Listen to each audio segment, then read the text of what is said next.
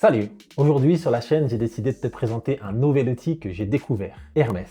Peut-être que vous le connaissez déjà ou que vous en avez entendu parler sur les réseaux. Dans cette vidéo, j'ai décidé de te présenter pourquoi je l'ai choisi, comment l'installer pas à pas via un VPS et comment ne pas payer une fortune si vous décidez de vous lancer.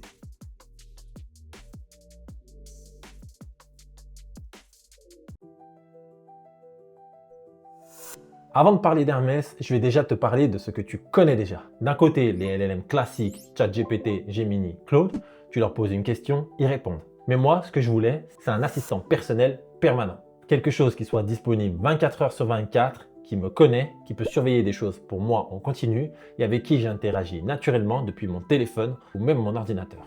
Imagine quelques secondes la différence entre aller toi-même chaque matin sur Instagram et TikTok pour chercher ce qui traîne et avoir quelqu'un qui surveille ça pour toi en permanence et qui t'envoie un message directement dès que quelque chose décolle dans ton domaine. J'ai essayé d'autres solutions avant d'arriver à Hermès.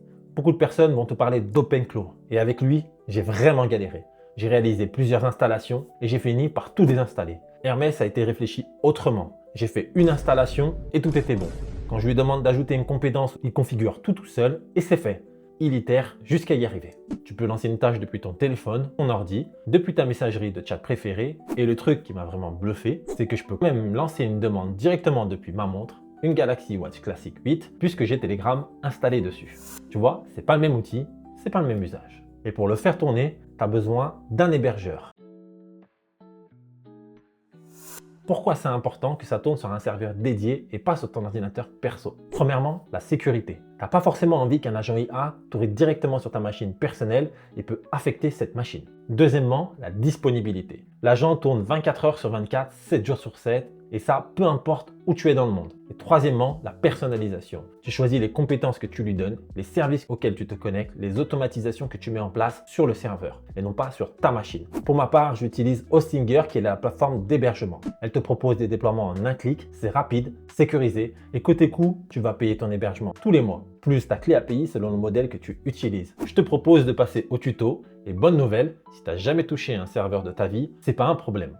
Hostinger a vraiment simplifié leur truc avec un déploiement en un clic. Tu suis les étapes et tu vas y arriver sans problème.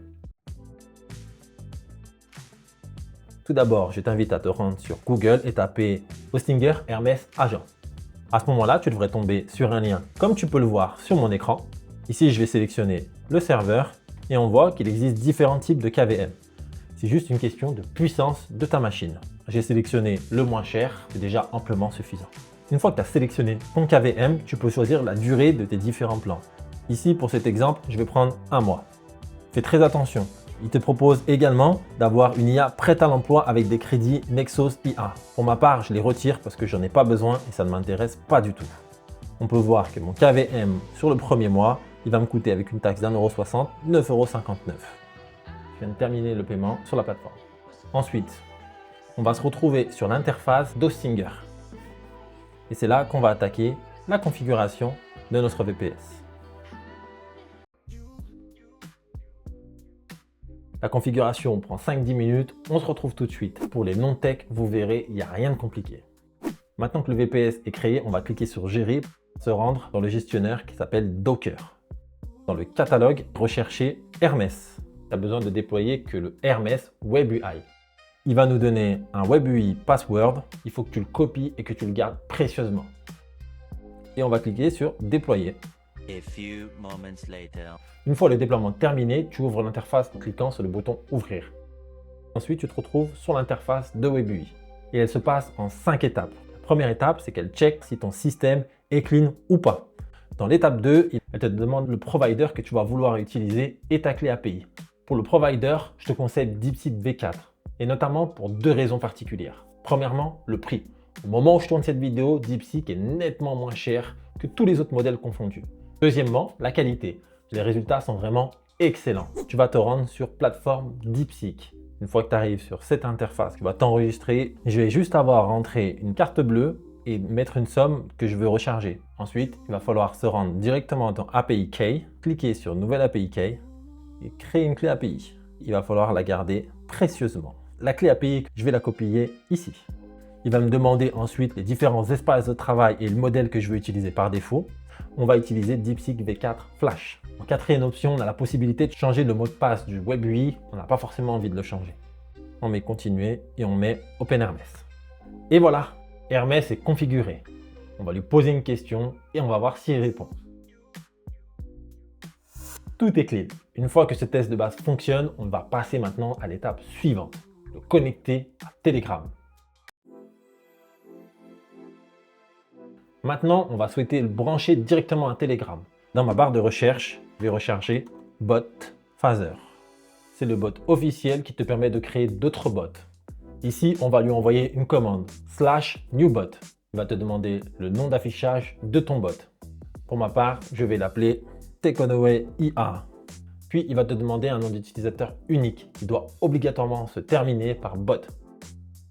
On va l'appeler Takeaway Hermès Bot. Cool, il a réussi à créer mon bot. Bot Phaser me renvoie un token à absolument garder. C'est le mot de passe d'accès à ton bot. Il faut que tu le copies et que tu le gardes précieusement. Maintenant que c'est fait, on va chercher un deuxième et dernier utilisateur. @userinfo. Ce bot va te servir à récupérer ton identifiant personnel. Ici, on va taper la commande start qui va me donner un identifiant et qui va me permettre de dire à mon bot « Tu es le seul autorisé à discuter avec moi ». Maintenant, la configuration de Telegram. Et là, je vais te montrer un truc vraiment puissant. On va retourner dans l'interface Hermès et au lieu d'aller chercher manuellement où coller le token et l'ID, on va directement lui demander en langage naturel. Et c'est là que la vraie force d'Hermès se révèle. Une fois que tu as donné les informations, il itère, il paramètre, il teste. Et s'il doit installer une passerelle quelconque, il le fait automatiquement. Il peut te demander une autorisation si besoin, mais il continue d'avancer tout seul jusqu'à que tout fonctionne. Pixel perfect. Ok, il vient de terminer. Le vrai test, c'est maintenant. Et on va chercher notre bot pour voir s'il répond. Démarrer. Message de test. Reçu ton message test. Enfin, tout fonctionne correctement.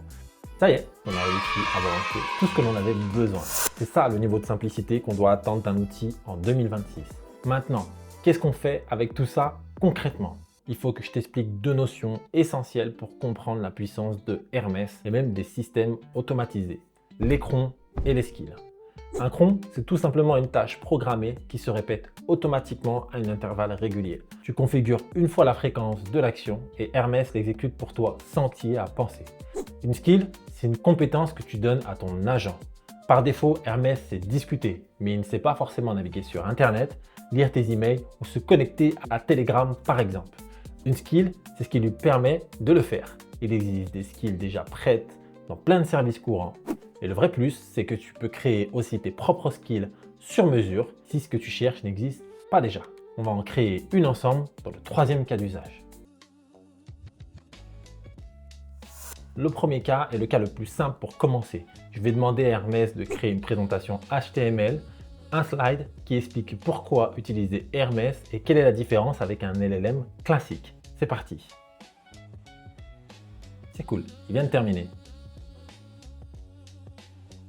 Honnêtement, c'est un bon premier test. Il m'a pas fait ça sous forme de slide, comme un PowerPoint. Je vais lui faire modifier ça. Et ça y est, on a quelque chose vraiment en format slide. Là, avec ma flèche droite et ma flèche gauche, je reviens en arrière. Il nous a fallu 3 itérations. Tu peux lui dire, retiens ce format et tu le garderas en mémoire pour la prochaine présentation que je te demanderai. C'est noté. Parfait. Deuxième cas d'usage maintenant. On va réaliser un cron de veille sur les réseaux sociaux. J'ai aussi une chaîne photo et vidéo. Et ce qui m'intéresse, c'est de savoir qu'est-ce qui marche en ce moment dans ce domaine précis sur Instagram et TikTok. Donc, je vais demander à Hermès de configurer un cron qui va me renvoyer les informations sur les tendances actuelles. On va voir comment il va se débrouiller et ce qu'il va me demander de faire. Car mon bot n'a pas forcément le droit d'aller directement sur Instagram pour récupérer les informations. Ça, c'est sur le papier. En théorie, les réseaux sociaux l'interdisent et il faudrait passer par une API. Là, il va le faire sans chercher à comprendre. Pour l'exemple, c'est pas bien grave, mais je vous déconseille fortement de l'automatiser, sous peine de voir l'IP de votre VPS banni. Ça y est, il me dit qu'il a réussi à le faire. Je lui demande de réaliser un test pour vérifier si tout marche bien. La date d'analyse est d'aujourd'hui. Il me dit retour aux années 2000, le minimalisme et le carrousel éducatif. Là, tu vois, j'ai plus besoin d'aller scroller moi-même chaque matin pour repérer ce qui se passe dans mon domaine. Et maintenant, troisième cas d'usage. Celui-là est vraiment cool. On va créer notre propre skill nous-mêmes. L'objectif est d'avoir un agent qui va chercher des images de films sur Internet selon un plan de tournage que je lui donne pour faire facilement un mood board. Le prompt que je vais mettre, c'est créer une skill qui prend en entrée un type de plan cinématographique, plan large, gros plan, contre-plongée, etc. Et cherche des images de films qui correspondent à ce plan. Voilà. Ici, on voit qu'il me dit ce que la skill contient, une définition, comment on va l'activer, les différentes recherches qu'elle va faire et surtout les pièges à éviter, pas d'images scrappées, pas de scène inventée, pas de réalisateur oublié. Il me donne également un exemple de comment l'utiliser, cherche-moi des exemples de plans séquences et la skill s'occupe de tout. Et maintenant, je teste. Je lui donne mon plan de tournage, par exemple un top shot d'une personne allongée sur son lit et il devrait me ressortir une sélection de références visuelles de films avec ce type de cadrage. Ok, il m'a retourné des informations, mais je vois pas qu'il m'ait téléchargé les images. Ah, c'est pas un top shot. Hein. Comme vous pouvez le voir, c'est pas toujours parfait. Je n'ai pas forcément compris tout ce que je lui avais demandé. C'est certainement que mon skill n'était pas complet. Mais je peux encore peaufiner cette skill pour avoir de meilleurs résultats. Si vous êtes intéressé sur la création de skills, je pourrais faire une vidéo dans l'avenir. Il y a vraiment des méthodologies complètes qui vont vous aider à créer une skill très proprement. Hermès, c'est pas fait pour remplacer ChatGPT ou Claude si tu veux juste poser des questions ponctuelles. Ces outils ils font très bien le travail. Hermès, c'est pour ceux qui veulent aller un peu plus loin.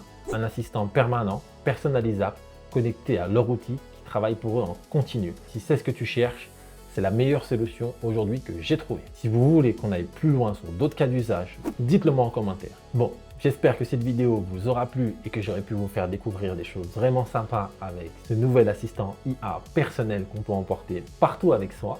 On se retrouve très vite pour une prochaine vidéo. Ciao la team!